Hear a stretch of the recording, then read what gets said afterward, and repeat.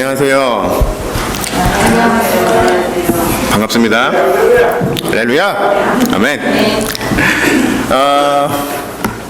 제가 오늘 교회를 딱 들어오는데 어떤 분이 제가 오늘 옷 입은 거를 보고 목사님 오늘 또 설교하세요? 그러더라고요. 그래서 제가 여러분에게 질문을 한 가지 하고 싶습니다. 이 옆에 사람들 보지 마시고 한번 이 손을 들어주시기 바랍니다. 저번 주 설교 제목이 무엇이었는지 기억하는 사람 한번 손 들어보세요. 지금 여기에 한 1/10 정도가 손을 들었습니다. I just asked Korean speaking people, do you remember the title of the sermon that I preached last week? Be honest to yourself and raise your hands if you remember. Somebody cheated. I heard 666. Well, the reason I'm telling you this is our memory span, short-term memory span is 30 seconds to 1 minute. That's it.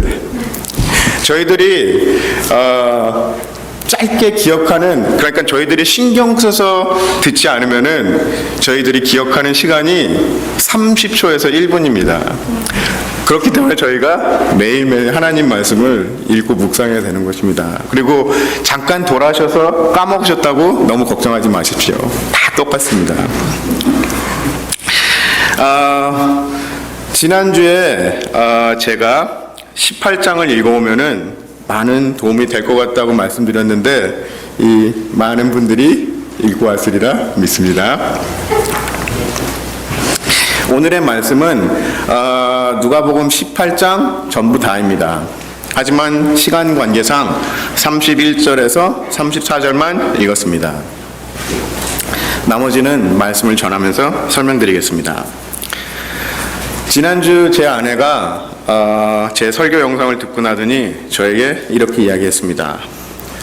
지옥 이야기 좀 그만하세요 라고 얘기를 하더라고요. 그래서 제가 그 말을 듣고 곰곰이 생각을 해보았더니 제가 이 누가복음을 하면서 지옥 이야기를 정말로 많이 했더라고요. 그래서 오늘은 하나님의 사랑에다가 초점을 맞춰 보았습니다. 그래서 제목을 미련한 사랑이라고 지었습니다. 그리고 영어 제목을 문자로 맞추려니까 좀 이상했습니다. 그래서 오히려 하나님의 무한적인 사랑이 맞는 것 같아서 영어로는 God's Unconditional Love라고 제목을 지었습니다. Hello everyone. I hope you had a wonderful week. I had a final exam last week. I am still a student. And I also had to prepare for Saturday's message and today's message. My week was really busy and crazy. Whenever I have to prepare a message in 2 languages, it means 2 different cultures. So it takes long time. It takes pretty much all week. Therefore, my message in Korean is a little bit different from my Korean message. Different languages, different culture. The message for today covers the whole chapter of 18. I only read 31 to 34 because of the time, but I will explain the whole chapter as we go through the Bible today. Last week, my wife was not here, so she listened to my message through the YouTube, and after she heard the message, she said, "Gosh, you talk about hell so much." Then I thought to myself, ever since I started the series of the Gospel Look, I talked about the hell a lot. Thus, today I decided to focus on God's love. And today's text is just perfect for God's love. 어떤 사람들은 설교라는 말을 좋아하지 않습니다. 그리고 저한테 설교 대신 말씀이라고 말해주세요 하고 하시는 분들이 종종 있습니다. 그래서 저도 될 수 있으면은 설교보다는 말씀이라는 단어를 더 많이 쓰려고 노력합니다. 하지만 그렇게 되지 않고 설교라는 단어를 써야 할 때도 종종 있습니다. 근데 이 설교나 말씀이나 비슷한 말입니다. 설교를 설득한다라는 의미로 잘못하시는 분들이 있는데 이 설교는 설득을 하는 게 아니라 설명한다라는 뜻을 가지고 있습니다. 즉 성경에 나오는 교리를 설명하고 말씀을 풀이하는 것입니다. 그래서 제가 설교한다고 말하더라도 오해하지 않으셨으면 좋겠습니다. 그리고 어른들은 절대로 설득당하지도 않고 설득이 되지도 않습니다. 오직 하나님의 말씀만이 사람을 변화시킬 수 있습니다. I admit to my wife that I did talk about hell a lot. But there is a reason for this. I talk about hell as much as I talk about God's love. Because we have to have check and balance. Even with God's message, we have to have a check and balance. It means that if I preach God's love 5 times, then I should preach on the wrath of God 5 times. Nowadays, people do not want to hear about God's judgment. They only want to hear about God's love. I mean, God's love is great. But you have to have a balance. Therefore, topical preaching is getting more popular and popular. And people's favorite topics are usually on the financial blessing and physical well-being. Therefore, many churches are becoming prosperity gospel churches. Prosperity gospel churches rarely talk about the wrath of God, but they always focus on positive thinking, financial blessing, and physical well-being. But the church is not about positive thinking, financial blessing, and physical well-being. We are about preaching Jesus. And that is the unconditional love of God. The title for today's message is God's unconditional love. But it is not about financial blessing or physical well-being. But it is about Jesus Christ. 이번 주에 누가복음 18장을 묵상하면서 참으로 많은 하나님의 사랑을 경험했습니다. 누가복음 18장 전체가 다 하나님의 사랑을 표현하고 있습니다. 그리고 오늘 읽은 말씀이 오늘 말씀의 에킨스입니다. 오늘 18장 말씀의 시작은 과부와 재판장의 비유입니다. 많은 분들이 알고 계실 거예요. 많은 분들이 1절부터 8절까지의 말씀을 보면서 끈기 있게 기도하라. 포기하지 말고 하나님을 끝까지 괴롭히면 기도를 들어주신다 하시는 분들을 종종 봅니다. 그리고 여기 본문에서도 한 과부가 계속해서 재판장을 괴롭혔더니 결국에는 이 재판장이 이 여인의 원한을 풀어주었다고 나와 있습니다. 하지만 여기서도 주요 성경 구절은 7절인 것입니다. 7절에 이렇게 나와 있습니다. 하물며 하나님께서 그 밤낮 부르짖는 택하신 자들의 원한을 풀어주지 아니하시겠느냐, 그들에게 오래 참으시겠느냐. 이 말씀은 우리가 끈기 있게 계속 기도해야 하기도 하지만 하나님께서는 우리가 그리하지 않을지라도 우리의 마음을 벌써 아시고 우리들의 필요함과 기도를 들어주신다는 이야기입니다.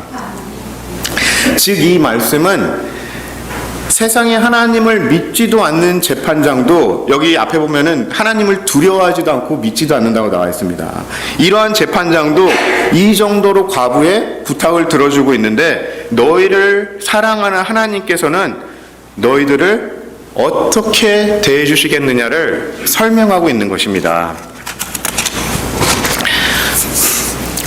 At the beginning of this chapter, Jesus tells a parable about a judge and a widow. The first thing you have to notice is that this judge is not a believer. Verse 2 says, there was a judge who neither feared God nor cared what people thought. So you know that this judge is full of himself and does not care about anything. But this widow constantly bothers him, that he finds justice for this widow. The Bible says, even though I do not fear God or care what people think, yet because this widow keeps bothering me, I will see that she gets justice, so that she won't eventually come and attack me. That's verse 4 and 5.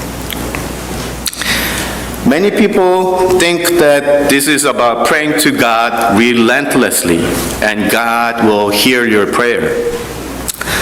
Well, that's not totally wrong, but more importantly, the meaning behind this passage is about God's unconditional love.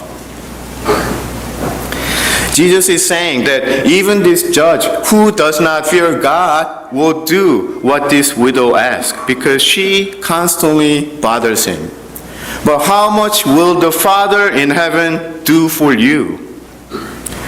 God loves you so much that He will always answer your prayers and take care of you even if you do not pray. I am not saying that you should not pray, but I am saying that prayer is not about nagging God to get what you want. Prayer is about having a deeper relationship with God and communicating with God. 오늘 말씀 2절에 이렇게 나와 있습니다. 이르시되 어떤 도시에 하나님을 두려워하지 않고 사람을 무시하는 한 재판장이 있는데, 즉 하나님을 모르는 재판장도 이렇게 과부의 부탁을 들어주는데 너희를 사랑하여서 자신의 아들을 내어주신 하나님은 어떠하겠느냐를 말씀하고 있는 것입니다. 그리고 그 다음 9절에서부터 14절에는 바리새인과 세리의 비유가 나오고 15절에서부터 17절에는 어린아이들의 비유가 나오고 18절에서부터 30절까지는 젊은 부자의 이야기가 나오고 있습니다. 그리고 그 다음에 오늘 읽은 예수님의 이야기가 나오고 있는 것입니다. 여기 나오는 모든 비유가 각각 다른 메시지를 가지고 있지만 깊숙이 들어가면 모두 하나님의 사랑을 표현하고 있는 것입니다. 예를 들면 하나님은 바리새인같이 우리를 사랑하는 것이 아니라 조건 없이 사랑한다는 것입니다. 여기 바리새인들이 나와서 계속 뭐라 그러죠? 제가 이것을 하였습니다. 제가 이것을 하였습니다라고 계속 강조하죠. 하나님은 저희들에게 조건을 걸지 않습니다. 그리고 어린아이들 같이 따지지 않고 미련하게 우리를 사랑한다는 말씀이고, 또 이 젊은 부자의 이야기는 하나님께서 가장 귀하게 여기시는 예수님을 우리를 위하여 내어주셨다는 이야기입니다. 이 젊은 부자는 자기한테 있는 가장 중요한 것을 하나님께 내어주지 못하고 결국은 하나님을 떠나갑니다. 하지만 하나님께서는 저희를 너무나도 사랑하셔서 가장 귀한 자신의 독생자를 내어주신 것입니다. 그리고 나서 예수님께서는 제자들에게 자기가 지나가야 할 일을 말씀해주고 있지만 제자들은 전혀 이해하지 못하고 있는 광경입니다. 34절에 이렇게 나와 있습니다. 제자들이 이것을 하나도 깨닫지 못하였으니 그 말씀이 감추었으므로 그들이 그 이르신 바를 알지 못하였더라. 예수님께서 자신에게 앞으로 일어날 일들을 제자들에게 설명해 준 것인데 아무도 이해하지 못했다는 이야기입니다. 여기서 예수님의 제자들은 깨닫지 못했지만 이제 여러분들은 이 말씀을 읽고 깨달으셔야 하는 것입니다. 왜냐하면 우리는 성경을 통해서 이미 예수님이 오신 것을 알고 또 예수님께서 십자가에 우리의 죄를 짊어지시고 돌아가셨다는 것을 알고 그리고 또 3일 만에 부활하신 사실을 알고 있기 때문입니다. 이 제자들도 나중에는 깨달았습니다. Then we have the parable of the Pharisee and the tax collector from verses 9 to 14. Then Jesus talks about the little children from verses 15 to 17. Then Jesus talks about the rich young man from verses 18 to 29. All these parables have different meaning. But when you dig deep into the script, they are all about God's love. For example, the Pharisees keep bringing out the conditions. They keep saying, God, I did this and I did that for you. And this tax collector is just beating his heart and he says, God, have mercy on me. I am a sinner. God is telling you that God loves you without the conditions. God loves you as you are. And God loves you unconditionally. And God has shown mercy on us that He did not annihilate us, but He gave His one and only Son to be a sacrifice so that we may have a relationship again with God. Then Jesus foretells what He is going to do. Those are the verses we read today in the beginning. But the disciples of Jesus did not understand. 하나님께서는 이렇게 미련하게 우리를 사랑하셨습니다. 자신의 단 하나밖에 없는 아들을 우리를 구원하기 위해서 희생양으로 내어주신 것입니다. 여기에 있는 어떠한 부모님들이 자신의 외아들을 남을 구하기 위해서 내어줄 수 있겠습니까? 아니, 자식이 10명이라도 그 중에 하나도 내어줄 수 없습니다. 하지만 하나님께서는 여러분들을 너무나도 사랑하셔서 그렇게 하셨습니다. 왜 그렇게 하셨냐고요? 다른 방법은 없었냐고요? 다른 방법도 있었습니다. 그것은 여러분들을 다 멸하는 것이었습니다. 왜냐고요? 그것이 죄에 대한 값을 치르는 것이기 때문입니다. 하나님께서는 온 우주와 우리 인간을 만드신 창조주이십니다. 여러분들의 주인인 것입니다. 얼마든지 다 없애고 다시 만들 수 있습니다. 하지만 저희를 너무나도 사랑하셔서 멸하지 않으시고 다시 하나님과 교제할 수 있는 계획을 만드신 것입니다. 그리고 그 방법은 거룩한 누군가가, 죄 없는 누군가가 대신 희생을 치러주는 것이었습니다. 그래서 자신의 외아들, 거룩하고 죄 없는 예수님이 오신 것입니다. 하나님은 거룩 그 자체입니다. 그렇기 때문에 죄를 지은 인간들은 죽어야만 했습니다. 그래서 구약에서는 인간의 죄를 동물에게 넘기고 희생물로 드렸던 것입니다. 요즘에 수요일날 얘기하고 있으니까 잘 아시겠죠? 하지만 이것은 결국 실패로 돌아갔습니다. 제사를 드리는 제사장들도 결국은 또 타락하고 죄를 지었습니다. 그래서 하나님께서 자신의 아들을 내어주신 것입니다. 단 한 번에 이 모든 죄를 영원히 완전하게 속죄하신 것입니다. 그리고 하나님께서는 지금도 여러분들을 이렇게 사랑하고 계십니다.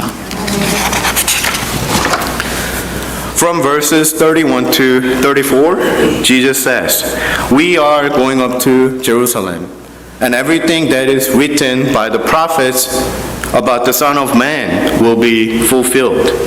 He will be delivered over to Gentiles. They will mock him, insult him, and spit on him. They will flog him and kill him. On the third day, he will rise again. The disciples did not understand any of this. Its meaning was hidden from them, and they did not know what he was talking about. The disciples did not understand when Jesus told them what would happen to him. But now we know what happened to Jesus. Jesus came already, and he has died for our sins on the cross. And he has risen from the dead on the third day. We know this because it has happened already. And the disciples of Jesus understood what Jesus said when he died on the cross and came back to life on the third day. And all the disciples of Jesus were martyred except John because of this gospel. Why would disciples of Jesus and so many other people willingly give their lives to share the gospel? Because what had happened was true, and they saw it with their own eyes. And it is also the command of Jesus. There are still many people today who do not believe in the Bible. They say, oh, Bible is just a fairy tale. And they say Jesus was a good man, but he died. We cannot make them understand the Bible, but we must wait for them patiently. Our job is to share the gospel and wait for them. People will not understand why Jesus had to die for our sins and why God loves us so much that he sent his one and only Son, Jesus Christ, in order to reconcile the relationship with us. But it's okay, because it is not our job to make them understand. It is the work of the Holy Spirit. Our job is to share the gospel. We share Jesus Christ, nothing else. 가끔씩 이 예수님의 희생을 잘못 이해하시는 분들이 계십니다. 예수님은 절대로 여러분들을 위해서 순교를 하신 것이 아닙니다. 이 예수님이 우리를 위해서 순교했고 우리의 영웅이라고 생각하시는 분들이 종종 있습니다. 근데 이것은 잘못된 이론입니다. 예수님의 희생은 철저한 하나님의 사랑과 계획 아래서 이루어진 것입니다. 하나님이 우리를 너무나도 사랑하셔서 완전한 제물로, 완전한 제사로 단 한 번에 모든 죄를 속죄하신 것입니다. 우리가 죄를 용서받을 수 있는 것은 오직 십자가에서 예수님께서 흘리신 피 값으로 용서를 받은 것입니다. 절대로 하나님이 우리를 사랑하셔서 죄를 용서해 주신 것이 아닙니다. 조금 복잡하죠? 근데 하나님은 우리를 사랑하셔서 자신의 아들을 내어주신 것입니다. 그리고 그 예수님의 피값으로 우리는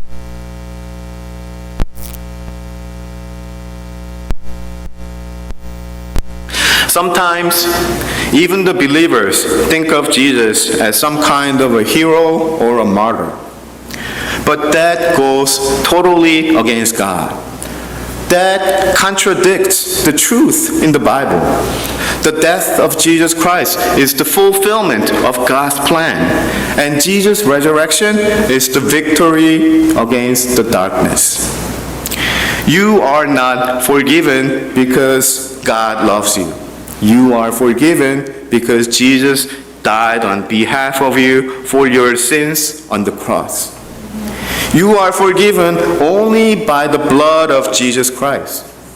And Jesus came for this very reason. Jesus came because of God's unconditional love. It was the only way to reconnect with God. The old sacrificial system did not work. It failed again and again, and even the high priests became corrupt, and they sinned against God. But God did not give up on us. And he came up with a new plan that will never fail. And that new plan is Jesus Christ. Jesus Christ is the perfect gift from God, and whoever believes in him shall not perish but have eternal life. This gift of eternal life is not earned. It is given to you at no cost. It is free. But remember, it cost God his only Son, Jesus Christ. 아멘. 우리가 잘 아는 요한복음 3장 16절이 있습니다. 여기서 요한복음 3장 16절을 아마 외우시는 분들이 반이 넘으리라고 믿습니다. 근데 요한복음 3장 16절에도 이렇게 쓰여 있습니다. 하나님이 세상을 이처럼 사랑하사 독생자를 내어주셨다고 쓰여 있는 것입니다. 하나님이 이 세상을 이처럼 사랑하사 여러분들의 죄를 용서해 주셨다고 쓰여 있지 않습니다. 이것은 누군가가 죄값을 치러야 한다는 이야기입니다. 그래서 독생자를 내어주었다고 쓰여져 있는 것입니다. 그리고 여러분들은 독생자 예수님의 피값으로 죄를 용서받은 것입니다. 그리고 난 다음 3장 17절에 다시 한번 하나님의 무한한 사랑이 나와 있는 것입니다. 17절입니다. 하나님이 그 아들을 세상에 보내신 것은 세상을 심판하려 하심이 아니요 그로 말미암아 세상이 구원을 받게 하려 하심이라. 이것이 바로 하나님의 무한한 사랑입니다. 우리가 무엇을 하여서 얻는 것이 아니라 하나님이 우리에게 주시는 선물인 것입니다. 하지만 하나님에게는 독생자를 내어주는 말로 형용할 수 없는 큰 아픔이 있었던 것입니다.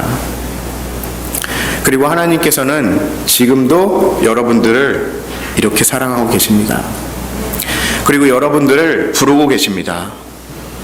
이런 하나님을 한번 믿고 따라보시지 않으시겠습니까? 그리고 또 하나님을 믿는 성도님들에게는 이렇게 이야기하고 싶습니다. 때로는 우리가 이해하지 못하고 힘들 때도 있지만 하나님의 사랑과 말씀을 믿고 끝까지 따르는 성도님들이 되기를 간절히 기도합니다. 기도하겠습니다.